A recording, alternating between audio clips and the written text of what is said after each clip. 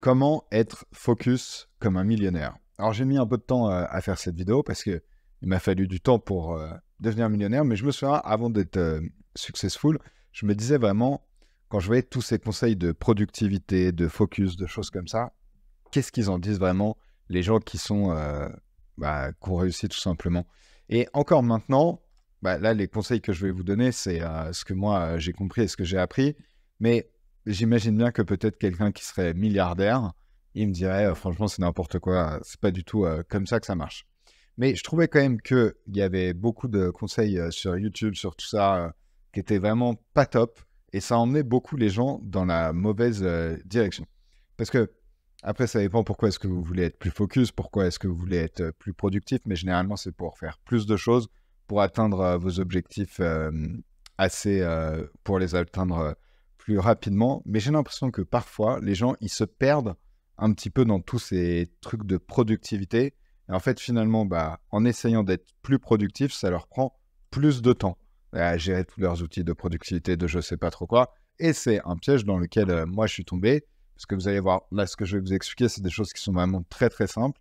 Mais avant de réussir à trouver ces choses qui sont très, très simples, j'ai dû faire des choses qui sont très, très complexes. Par exemple, dans ma vie, avant, j'ai fait beaucoup de marathons, d'ultra-trail, des courses de 100 km. On court pendant 25 heures d'affilée. Et donc, j'essayais vraiment d'optimiser toutes les parties de ma vie, notamment la partie santé, nutritionnelle, en faisant beaucoup de biohacking, de choses comme ça. Je pense que l'extrême dans lequel j'ai été pour essayer d'augmenter mon focus et ma productivité, c'est, je pense, le moment où je devais dépenser à peu près 1 000 € par mois en supplément que je faisais venir des États-Unis et je devais manger à peu près, je sais pas, 15 suppléments par jour. Il y en a un, c'était pour le cerveau, l'autre, je sais pas pourquoi, l'autre, je sais plus pourquoi. J'avais un pilulier et je mangeais ça et je prenais ça tous les jours. Bon, là, je pense que c'était un peu too much. Et je suis revenu des choses beaucoup, beaucoup plus simples. Et surtout, ça marche pour moi parce que, on va dire, le niveau de succès que j'ai, mais aussi, vraiment, je sens que je suis plus focus, je suis plus alerte et j'arrive, en fait, vraiment, j'ai l'impression que mon cerveau, il fonctionne mieux, tout simplement, quand je compare à une période où je faisais pas toutes ces choses-là. Alors, pourquoi déjà, comment ça marche? Est-ce que le focus? Bon, un petit schéma très très simple, tout est une question d'énergie. En fait, ce qui est important pour tout ce qui est productivité, choses comme ça, c'est l'idée que il faut réussir à être ce qu'on appelle laser focus. Par exemple, quand vous faites plein de choses, votre énergie, elle va être dissipée entre plein de choses différentes. Mais quand vous faites qu'une seule chose, en fait, tous ces petits bouts-là, toutes ces petites flèches, elles vont s'empiler pour donner une seule grande flèche. Et moi, dans tout ce que je fais dans ma vie, j'essaie au maximum d'être dans ce domaine-là. Et je sais que quand je fais ça, et finalement, un truc, au lieu euh, que ça me prenne un mois, ça va peut-être me prendre une journée. Et c'est vraiment possible. Par exemple, je sais, des fois, quand je travaille le week-end, je me dis, OK, là, je m'y mets à fond pendant 2 jours. Donc, ça veut dire que je vais travailler beaucoup d'heures d'affilée, mais que sur une tâche. Et je sais qu'en un week-end, je peux la faire. Alors que si j'avais dû essayer de l'inclure dans mes journées classiques, où je suis plus, on va dire, dérangé, parce que, je sais pas, il faut que je réponde à ma team, des choses comme ça, ça m'aurait pris peut-être un mois. Alors que là, je sais qu'en un week-end, ça peut être fait. Donc ça, c'est la première chose, savoir où mettre son énergie. Et en fait, c'est directement lié à ce dont je voulais parler ici, réussir à faire la bonne chose. Un des meilleurs articles que j'ai lu sur la productivité, c'est un article de Sam Altman, le créateur et fondateur de OpenAI. Et en fait, ce qu'il expliquait sur la productivité, c'est que la clé de la productivité, en fait, c'est de trouver quelle est la bonne chose sur laquelle travailler. Et en fait, c'est ça qui est important. Et le problème de plein de personnes, et moi y compris, peut-être que si Sam Altman il voyait ce que je faisais, il dirait tu ne travailles pas du tout sur la bonne chose. Mais j'essaye, en tout cas dans mon activité, de me concentrer au maximum sur les bonnes choses. Et dans les team meetings que j'ai avec mon équipe, souvent je pense que ce qui fait la diff avec moi, entre moi, Edouard et les autres, c'est peut-être de savoir ça en fait. De savoir quelles sont les choses sur lesquelles on se focus. Comment savoir quelles sont les choses sur lesquelles on se focus? Il faut essayer de trouver ce qu'on appelle des asymétries.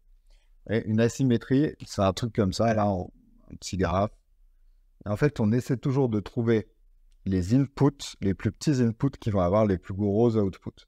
Un petit input, c'est un input, c'est quelque chose qui va vous prendre de l'énergie, qui va vous prendre du temps, qui va vous prendre de l'argent. Il faut essayer de trouver genre les plus petits inputs qui ont les plus gros outputs. Moi, ce que je vois souvent, c'est qu'il y a des gens, genre, ils vont essayer par exemple de faire plein de choses, mais finalement, bah, vous avez gros input, donc ça leur prend beaucoup de temps, beaucoup d'énergie, parfois de l'argent, et ça va donner des tout petits outputs. Par exemple, un petit input que j'ai découvert cette année, ça fait, par exemple, sur LinkedIn, j'ai essayé de beaucoup publier. Alors, j'ai publié pendant 6 mois, 3 fois par semaine. Sûrement en le faisant de la mauvaise façon, ça, il n'y a pas de doute. Ça m'a rapporté un client. J'ai fait les vidéos YouTube que j'ai lancées sur ma chaîne YouTube. En 2 semaines, ça m'a rapporté plusieurs dizaines de milliers d'euros. Bon, bah, on va dire que LinkedIn, gros input ici, tout petit output. Là, la chaîne YouTube, gros input, tout petit input, énorme output. Bon, bah, du coup, sur quoi est-ce qu'il faut que je me concentre? Faire plus de posts LinkedIn ou faire plus de vidéos YouTube? Bah, plus de vidéos YouTube. Ouais, ça, c'est un exemple. Mais des choses comme ça qui sont un peu évidentes quand on y pense, on en a plein. Mais je suis sûr que je pourrais regarder l'activité de n'importe qui. Bah, des trucs input-output, j'en verrai beaucoup. Toute la journée, c'est un des modèles mentaux que j'ai le plus en tête. Je me dis toujours input-output, input-output. Et ce qui est lié directement à ça, c'est de garder les choses simples. Maintenant, se dire que l'idée, c'est pas d'essayer de faire plus de choses, c'est de faire moins de choses. Et il y a plein d'exemples comme ça dans tout ce qu'on fait. C'est bien de toujours essayer de faire, de tester, de faire des tests, mais il faut faire, l'objectif c'est toujours de faire moins de choses. Parce que même si on rajoute un tout petit truc, ça va toujours créer plein de complexité. Ça peut créer du chaos à d'autres endroits. Donc, on va se dire toujours essayer de faire moins de choses. Ce qui fait que, par exemple, moi dans mon entreprise, eh ben, on n'est pas beaucoup. On est une quinzaine de personnes et on essaie toujours de rajouter le moins de personnes possible. Ensuite, ce qui est lié à ça, ce qui n'est pas facile, c'est justement de réussir à avoir ça. Et comment est-ce qu'on fait pour réussir à avoir ça? C'est le concept du clear mind et clean thinking. Ça, clean thinking, c'était Steve Jobs qui en parlait beaucoup.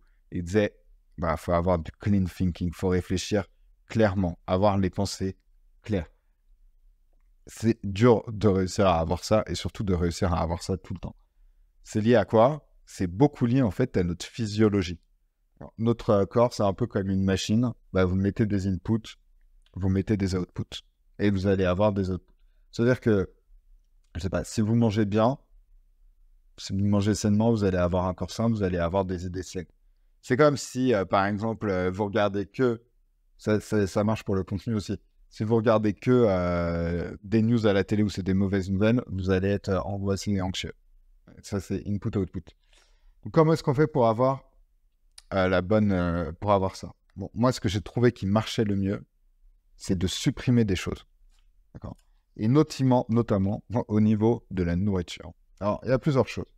Manger sainement. Alors, manger sainement, c'est dans l'idée très simple, c'est-à-dire il ne faut pas manger de nourriture qui est processée. Par exemple, moi, je mange que des protéines et des légumes.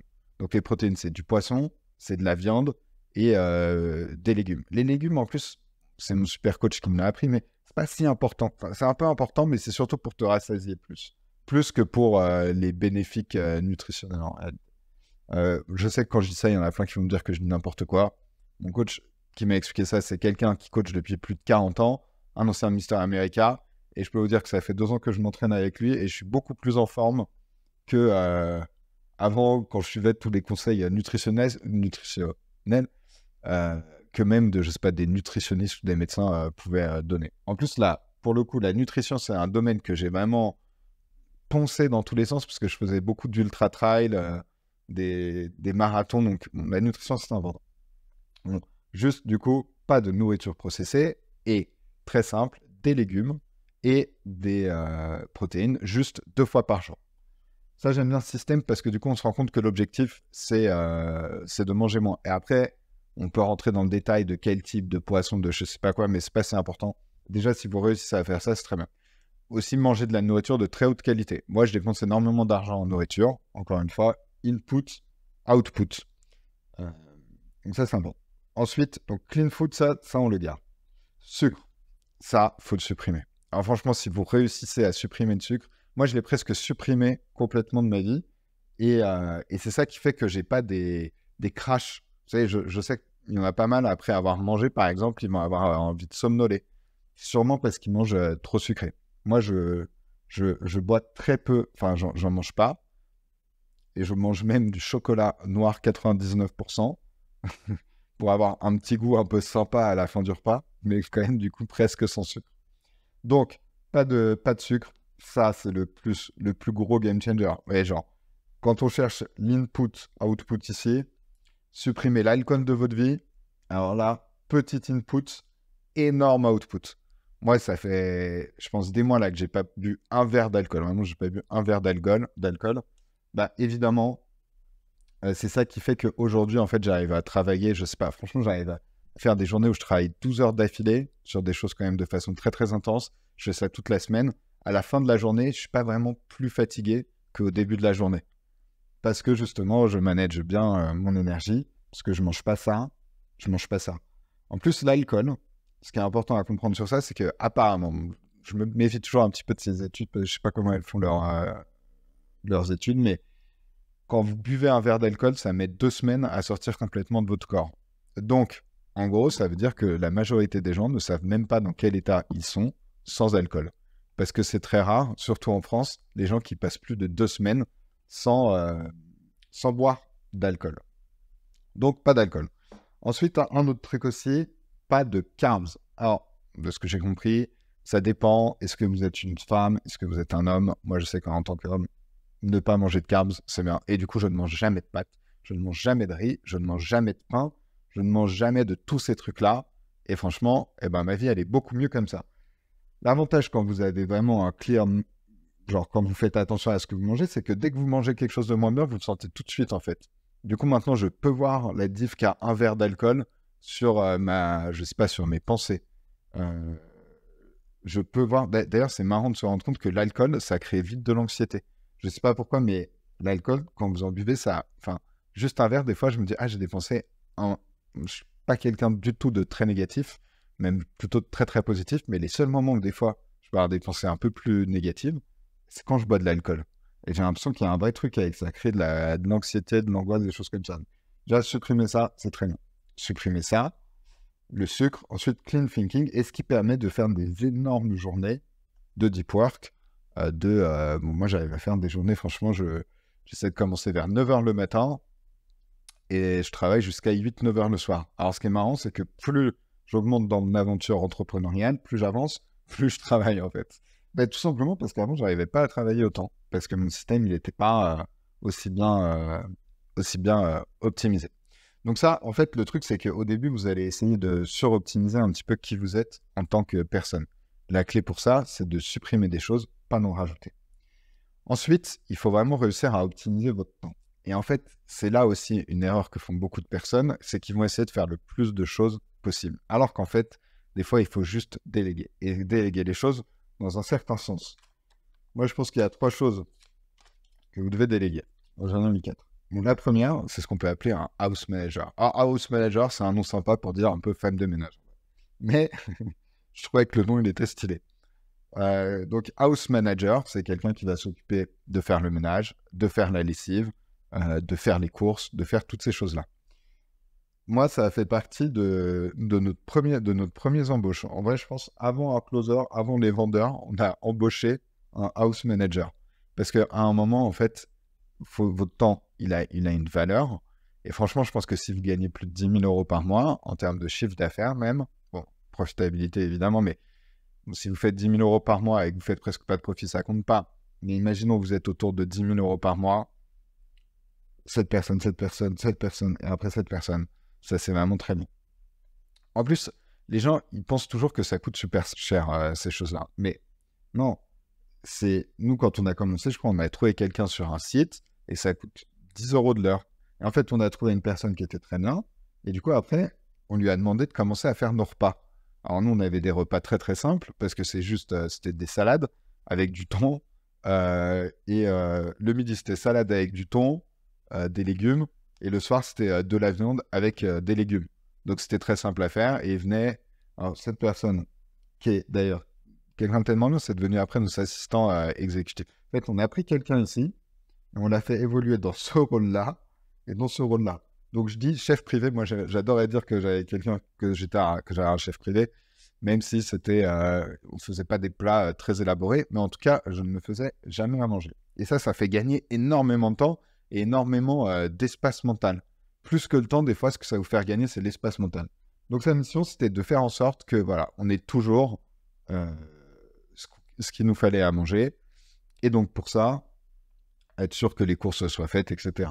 Après, on lui donnait d'autres tâches comme aller à la poste, récupérer nos colis. Et puis, petit à petit, on lui a demandé des trucs un petit peu plus, genre réserver nos vacances, trouver un hôtel sympa, et des choses comme ça. Donc ça, house manager, chef, assistant, très important, ça va vous dégager du temps sur des tâches où vous avez vraiment zéro valeur ajoutée. Hein. Donc surtout, le fait de manger, on est quand même obligé de manger 2 fois par jour. Je trouve super souvent, mais bon, c'est comme ça. Et du coup, devoir faire la cuisine, mais 2 fois par jour, tous les jours de la semaine, à chaque fois, se demander, OK, qu'est-ce que je vais manger là? Moi, franchement, je mange tout le temps la même chose. Bon, c'est parce que je suis pas très exigeant avec la nourriture, mais ça me fait gagner beaucoup d'espace mental et beaucoup de temps. Ensuite, dès que vous pouvez, quand même un trainer. Un trainer, mais quelqu'un qui va vous garder les choses simples. C'est très important. Parce que les trainers, ils aiment bien souvent, ce qu'ils aiment bien faire, c'est pour un petit peu, on va dire, justifier leur prix. Ils vont vous faire des trucs ultra, ultra complexes. Et moi, j'en ai connu des personnes comme ça qui vont vous créer des plans d'alimentation de je sais pas trop quoi, vous faire vos macros et vos micros. Voilà, là, là, là. Ça, c'est pas utile. Encore une fois, peut-être c'est utile si vous êtes un sportif de grand niveau, que vous voulez devenir bodybuilder ou des choses comme ça. Mais nous, notre sport de haut niveau, c'est l'entrepreneuriat. C'est votre boîte. C'est ça qui est important. Vous n'avez pas besoin de devenir... en fait, il faut être athlétique, il faut être en forme, mais pas besoin de devenir un bodybuilder. Donc, essayez trouver un trainer dont la mission principale, en fait, ça va être de vous tenir accountable. D'accord? Juste de s'assurer que vous faites un certain nombre de séances par semaine et juste de s'assurer que vous mangez bien. Moi, mon trainer, il m'appelle 5 fois par semaine. Je m'entraîne tous les jours à 15 heures. Ben, je sais que quoi qu'il arrive, à 15 heures, il va m'appeler. Et je pourrais pas, et franchement, je pourrais pas y échapper. D'ailleurs, la séance, même si je la fais pas, je dois la payer. Donc, je l'appelle. Et puis surtout, en fait, ce qui est important, c'est avec votre trainer de réussir à créer une relation forte qui fait que moi, des fois, j'ai limite pas envie de le décevoir. Et du coup, je me dis, qu'est-ce qu'il va penser de moi là si je fais pas la séance, il va penser que je suis faible, des choses comme ça. Et ça marche bien. Ça fait que du coup, je fais 5 séances par semaine et je les fais même quand je suis malade, même quand je suis fatigué, même quand j'ai trop de travail, je les fais tout le temps. Je l'ai fait pendant les vacances. Je crois, là, ça fait 2 ans, je crois, je me suis jamais arrêté une semaine de les faire avec. Donc, c'est de vous tenir accountable. Et moi, la première question qu'il me pose, c'est toujours, qu'est-ce que tu as mangé hier? Qu'est-ce que tu as mangé à midi? Ok, et à la fin de la séance, il fait, fais attention à bien manger ce soir. Et il me dit tout le temps ça. Et du coup, il rentre dans ma tête. Et je ne sais pas si le soir, j'ai envie de manger un cookie, par exemple. Je vais dire, oh non, si j'en mange un, je suis sûr, il va le voir. Et puis, j'aime pas, moi, je ne mange jamais. Donc, s'il me demande, je vais être obligé de lui dire la vérité. Je vais me sentir mal, etc. C'est vraiment des trucs comme ça. Et pour le coup, mon entraîneur, c'est quelqu'un qui a entraîné, qui a coaché Kanye West. Et il me disait que Kanye West, il lui disait exactement la même chose. Hein. Donc, c'est assez marrant. Bon, moi, j'ai quelqu'un qui est world class. Évidemment, ça coûte cher quelqu'un qui est world class. Mais franchement, prenez un traîneur et limite, vous lui dites, OK, genre, fais pas avec moi, fais pas comme tu fais avec les autres. Ton job, ça va juste être de m'appeler, tu me fais faire les reps, tu les comptes pour moi, tu les fais en même temps que moi, et vous le payez pour ça. Pas besoin de faire, c'est un autre sujet, mais moi je fais des séances de 10 minutes, pas besoin de faire des séances de 45 minutes, etc. Et comme ça, en fait, du coup, on parle du focus de la productivité, j'ai complètement externalisé presque cette partie santé de ma vie à cette personne-là, et je sais que si je fais juste bien manger comme il me dit, 5 séances par semaine, j'aurais jamais de problème. J'aurais jamais de problème de santé. Et ce qui fait d'ailleurs, par exemple, que ça fait très très longtemps que je ne suis pas tombé malade. Et c'est des exemples comme ça, et que je suis toujours quand même très en forme. Parce que c'est vraiment beaucoup plus une question de consistance que des fois s'entraîner, des fois pas s'entraîner, etc. Donc, Et après cette partie assistant, et aussi du coup, après on peut aller dans la suite, mais au niveau de la productivité, il faut vous trouviez à un moment quelles sont les choses sur lesquelles vous avez une réelle valeur ajoutée par rapport à d'autres personnes. Par exemple, moi dans ma boîte, à un moment, ce qui me prenait énormément de temps, c'était de faire les appels de vente. Je faisais beaucoup de sales calls. Ça me prenait énormément de temps, énormément d'énergie. Et ben à un moment, je me suis dit, ok, est-ce que ce serait pas mieux de former quelqu'un à ça? Je lui apprends, et ensuite il les fait pour moi, et comme ça, je peux me concentrer sur d'autres choses. Et petit à petit, eh ben, vous allez toujours faire ça, vous dire, ok, genre, ça je le fais, mais est-ce que vraiment il n'y a que moi qui peux le faire? Ou est-ce que quelqu'un d'autre pourrait le faire? Dans les choses, par exemple, que moi, dans ma boîte, il n'y a que moi qui peux faire, pour l'instant, bah, c'est ces vidéos YouTube. Et ça, ces vidéos YouTube, faire des vidéos YouTube, c'est un très bon usage de mon temps. Parce que je suis le seul à pouvoir les faire. Il n'y a personne qui va pouvoir prendre ma tête. On a essayé de faire des trucs à l'IA, c'était pas forcément le plus grand succès du monde. Donc ça, il n'y a que moi qui peux les faire. Donc comment je peux me libérer plus de temps pour que je puisse faire que des vidéos comme ça? Dans l'idéal, peut-être que je devrais faire que des vidéos comme ça tout le temps. D'accord. Ensuite, ce dont je voulais parler, c'était quand même un petit peu tous ces trucs que je trouve un petit peu bullshit, dont on parle beaucoup sur Internet, sur YouTube, sur Instagram, sur toutes les choses comme ça, mais qui en réalité n'ont pas une valeur ajoutée. Enfin, c'est pas si grave que ça en fait, avec le recul. Et je vois beaucoup de personnes qui disent ah non, faut pas passer de temps du tout sur les réseaux sociaux. Bah, c'est sûr, faut pas être addict aux réseaux sociaux, mais par exemple, bah, moi en vrai, des fois, je vais sur Instagram, je regarde des réels, et franchement, ça me fait rire et je trouve ça bien. Et je regarde ça le soir, tous les soirs, bah, je regarde un film ou une série Netflix. Ça, c'est bien. Le sommeil, c'est vrai que j'en ai pas parlé, c'est bien de l'optimiser, mais c'est pas non plus. Faut pas être. Enfin, moi, je dors toujours très très bien. Mais pourquoi je dors très bien? Parce que je fais ça bien et que je m'entraîne et que du coup, je suis jamais trop stressé non plus. Mais en réalité, je me couche pas super tôt. J'ai essayé tous ces trucs où on se couche à 22 heures, où on essaie de manger à 19 heures. Ah là là, ça c'est vraiment. Bah, j'aimais pas trop. Donc moi, je me couche vers 23 heures et je me réveille vers 9 heures. Et du coup, ça me fait 10 heures de sommeil. Je dors énormément, mais ça, c'est vrai que le sommeil, c'est un point qui est clé quand même. Pendant longtemps, j'ai utilisé une bague de sommeil qui me donnait mon score. Maintenant, j'en ai plus trop besoin. Et à un moment, j'étais presque obsédé par mon score. Donc, si j'avais un mauvais score, je commençais mal ma journée. Je me suis dit, bon, c'est un petit peu dommage quand même. Donc, le sommeil, ça, très important. Et du coup, je suis tout le temps en forme. Je suis jamais fatigué.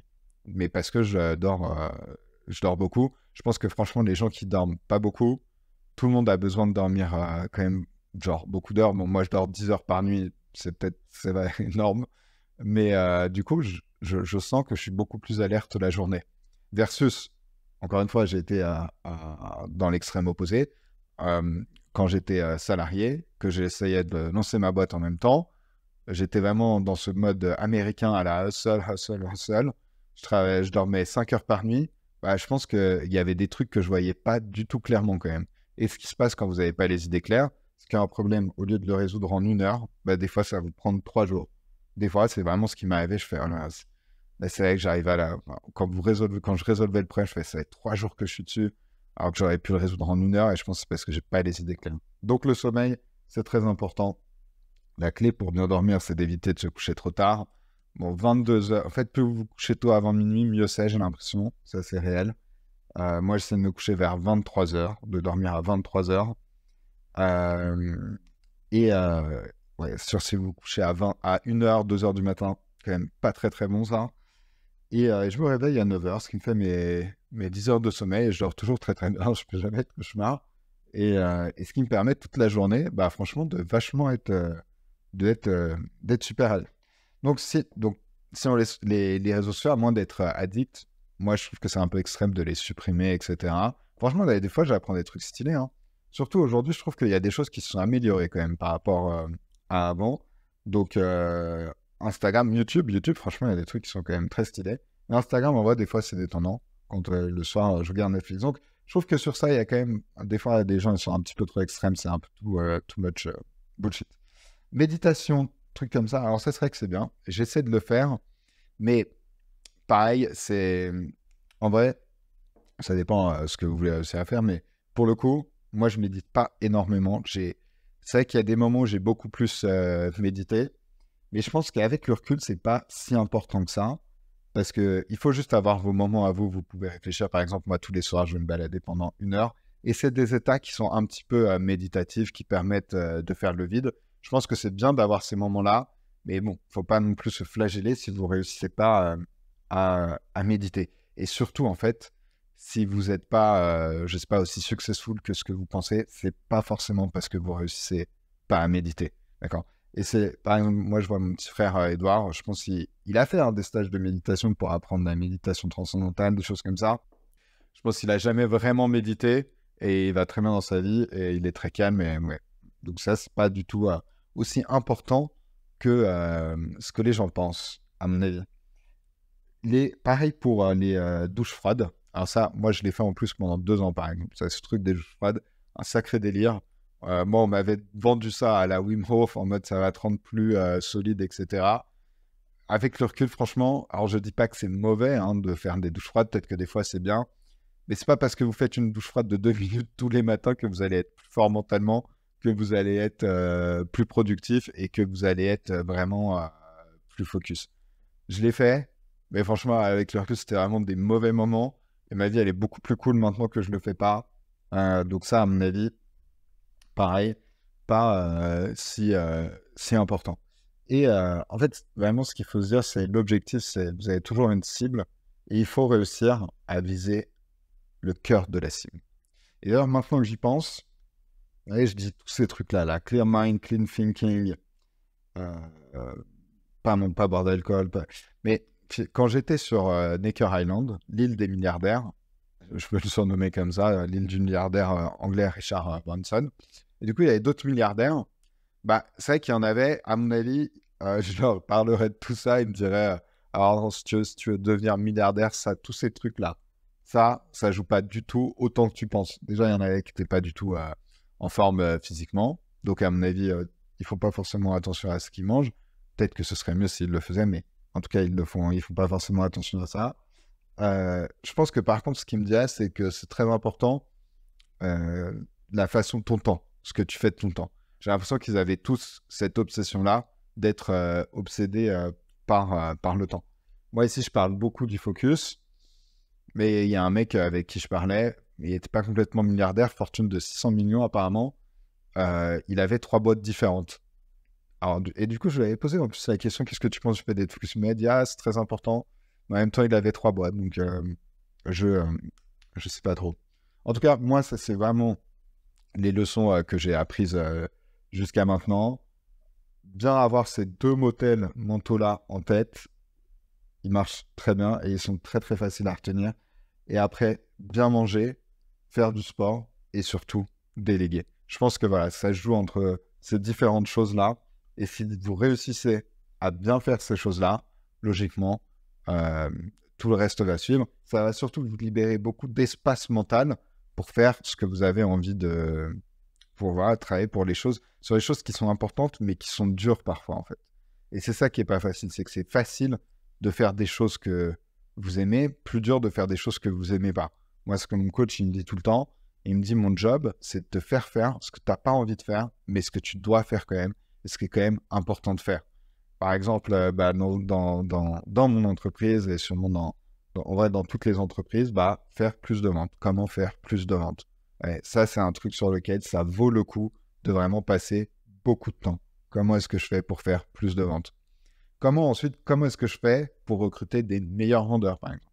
Mon petit frère, il passe beaucoup de temps à faire ça, à faire passer des interviews de closers, tout le temps. Tous les lundis, à 9 h du matin, hop, plein d'interviews de closers, pour toujours être à l'affût et toujours trouver des gens talentueux.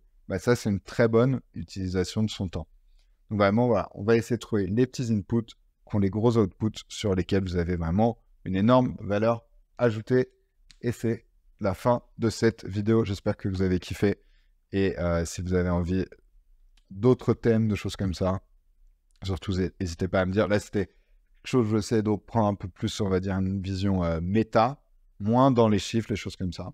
Et ouais, dites-moi ce que vous en pensez. Je lis tous les commentaires. Bon, pour l'instant, c'est une petite chaîne, hein, donc c'est facile de tous les lire, même si je ne réponds pas à chaque fois. Mais ouais, chaud pour avoir votre avis. Et on se dit à bientôt.